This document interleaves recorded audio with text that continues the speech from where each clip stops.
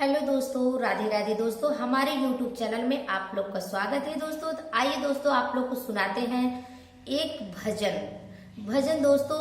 अगर आप लोग को पसंद आए तो प्लीज हमारे चैनल को लाइक करना, सब्सक्राइब करना और कमेंट बताना आप लोग को कैसा लगा। तो आइए दोस्तों, आप लोग को सुनाते हैं। का कैला मानुष तनवा पाके भजनियो न कैला, का कैला मानुष तनवा पाके भजनियो न कैला, याहो भजनियो न कैला, याहो भजनियो न कैला।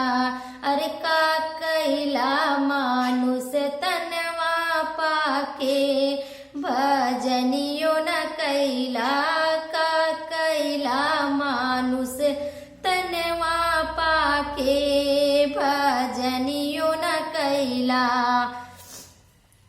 का कैला मानुष तनवा पाके भजनियो न कैला। माया में गैला तू भूलाया हो भजनियो न कैला, माया में गैला तू भूलाया हो भजनियो न कैला। भूखा के अन्न ना दिहला, प्यासा के जल ना दिहला, भूखा के अन्न ना दिहला, प्यासा के जल ना दिहला। अरे का कैला मानुष तनवा पाके भजनियो न कैला, का कैला मानुष तनवा पाके भजनियो न कैला। गुरु घरवा जाके काऊ कहबा भजनियो न कैला।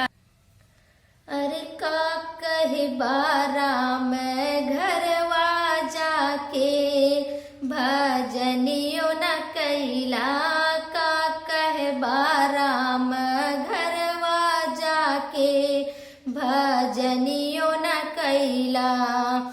याहो भजनिया न कैला, याहो भजनिया न कैला, का कैला मानुष तनवा पाके भजनियो न कैला, का कैला मानुष तनवा पाके भजनियो न कैला। माता के गर्भ में रहला कैला करार तू, माता के गर्भ में रहला कैला करार तू, बहरा तू दिहला बिसारी भजनियो न कैला, बहरा तू दिहला बिसारी भजनियो न कैला। का कैला मानुष तनवा पाके भजनियो न कैला, का कैला मानुष तनवा पाके भजनियो न कैला। एकता भजनिया न कैला, दूसरे सुमर न कैला, एक तो भजनिया न कैला, दूसरे सुमिर न कैला।